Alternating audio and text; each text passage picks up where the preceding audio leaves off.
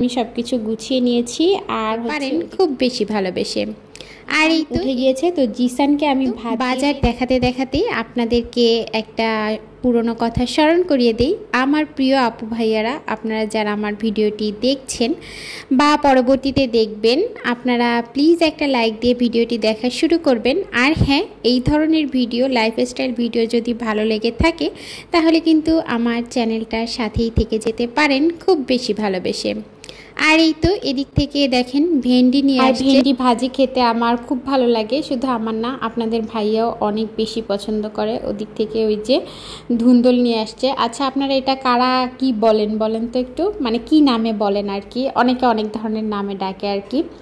অনেক জায়গায় শুনেছি নাকি মালঞ্চ বলে, মানে আমার শ্বশুরবাড়ির ওদিকেই আর কি মালঞ্চ বলে, তবে আমরা তো ধুন্দল বলেই চিনি।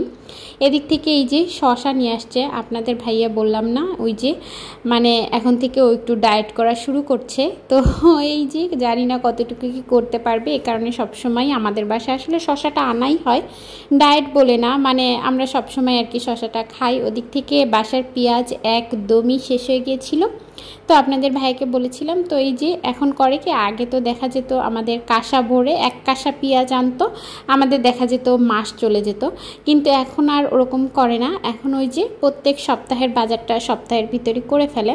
এদিক থেকে ছেলের জন্য হচ্ছে কর্নফ্লেক্স আনছিল, আর এই যে মেয়ের জন্য দই নিয়ে আসছিল। মোটামুটি এই সব বাজার সদাই আজকে করেছে, আর এই বাজার সদাই এইগুলো দিয়েই আমাকে এক সপ্তাহ চলতে হবে।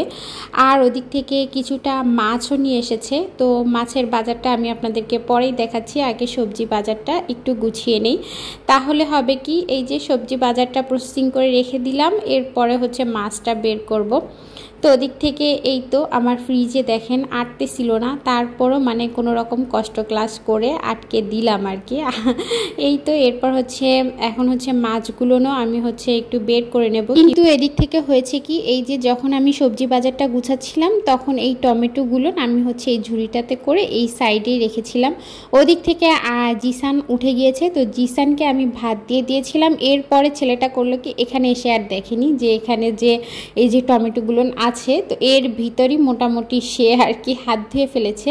এদিক থেকে ওই যে যে টমেটোগুলো আমি ছিঁড়ে এনেছিলাম গাছ থেকে সেগুলোও, আর হচ্ছে এই যে ফ্রিজে যতটা টমেটো ছিল আর কি সেগুলোও সব আমি একটু টিস্যু পেপার দিয়ে মুছে দিচ্ছি, কারণ যেহেতু ও পানি লাগিয়ে ফেলেছে, দেখা যাবে ফ্রিজে বেশি দিন আর রাখতে পারবো না, পচে উঠবে।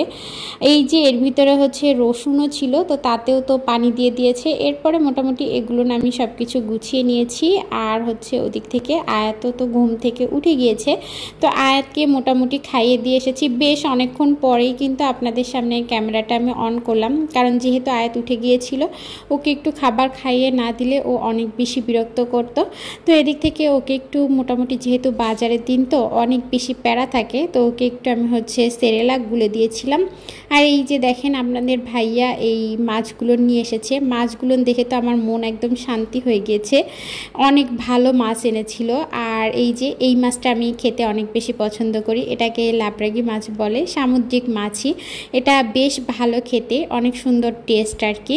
তো এই মাছ তিনটাই এনেছে, আর ওদিক থেকে ফ্রিজে তো আমার মাছ মাংস আছেই। আর আজকের ভিডিওটা এই পর্যন্তই, আপনারা সবাই খুব ভালো থাকবেন, আল্লাহ হাফেজ।